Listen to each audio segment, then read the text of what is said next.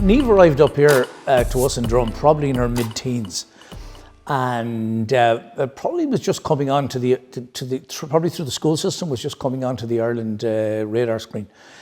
She was already like a star in the Gaelic football game and had probably got at least one All-Ireland under her belt at that point.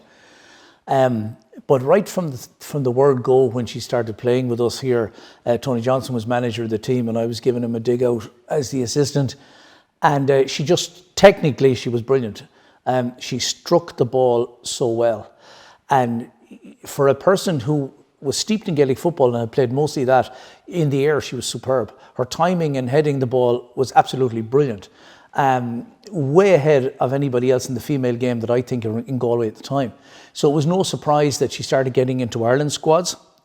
And of course, as she progressed into the youth team and then getting into Ireland's senior squads, which in a relatively short space of time, and then going into the professional game with Arsenal, Chelsea, into France, and now captaining Liverpool, and now coming upon her 100th cap for Ireland is wonderful.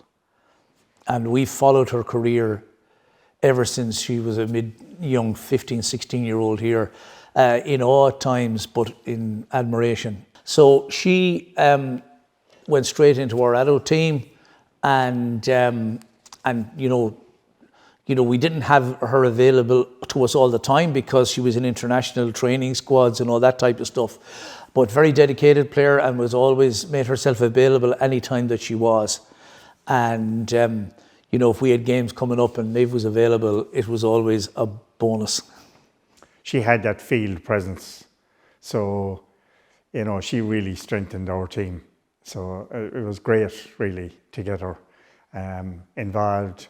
And she took to the game very quickly, and she hadn't played a huge amount of soccer before that, but she had a natural kind of field sport sense of space and natural ability. And you know, so we were delighted to have her, and she played in with a number of very good emerging players who subsequently went on to gain international honours as well. But she was very much the star of the team, and she had a lot of demands on her time. She was still playing Gaelic, and she was being called up to the Irish squads and playing on an underage level. So we didn't have a huge amount of her because of those competing demands. But when she did play and when she was at training, she was always a kind of a role model and an inspiration to the girls. And she's continued to be that, obviously, throughout her career. And it's great for us to be able to point to somebody like Niamh, who has come through the ranks here at Salthill. And, you know, she was, say, the forerunner of many others, but she's achieved a level of success in the game at a professional level that, well, we couldn't have thought of at that time. You know, that's really it. Zemberyova. Away by Fahey. Fahey has to intervene again. And a free kick given against the attacker. Ireland's free kick. Well, we first noticed it. Well, you know, all the boys, they're all involved, and they were always involved in the Gaelic. And Niamh was always, from very young, competing with them. And one thing I'll say about her is she hated to lose. And she kind of kept that going all through. She played Gaelic well for Galway, and they won an All-Ireland. But along the way, she was always interested in soccer. At school, they used to play soccer, you know, at lunchtime with the boys. And it was always with the boys she played. And then she played for Mycullen, a soccer club in Mycullen, with the boys again.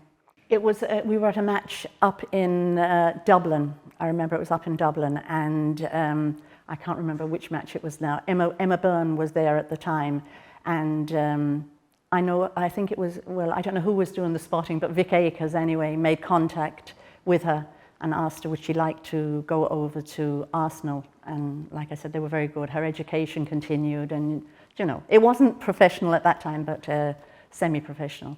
So that's when it all kicked off. I'm not sure of the year. I'm not too good with dates, but yeah. Yes, she did her cruciate, and well, she came back from the cruciate all right.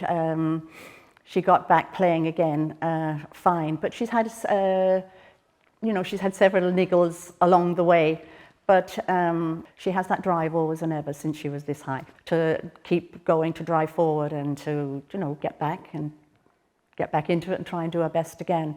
It's wonderful that, after all the years and everything that, that she has achieved and the heights that she's scaled, she'd still help us out. As I mentioned, we were having a draw last year and we got a signed Liverpool shirt in, 2 days after I sent her a message asking for it.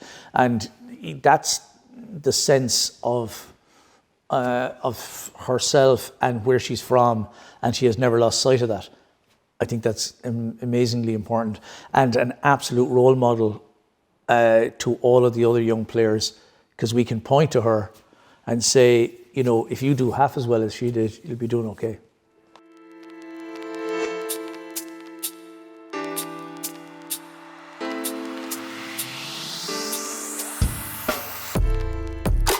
It's such a unique thing for somebody to play for their country 100 times.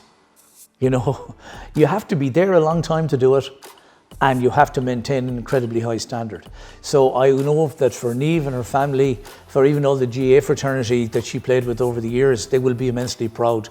So I know that they will be absolutely chuffed, and we will, and we'll be cheering her on in that game. I suppose the first time that she played for Ireland was she was really, really excited, really excited. And now to be back in the squad again, she's she's very happy.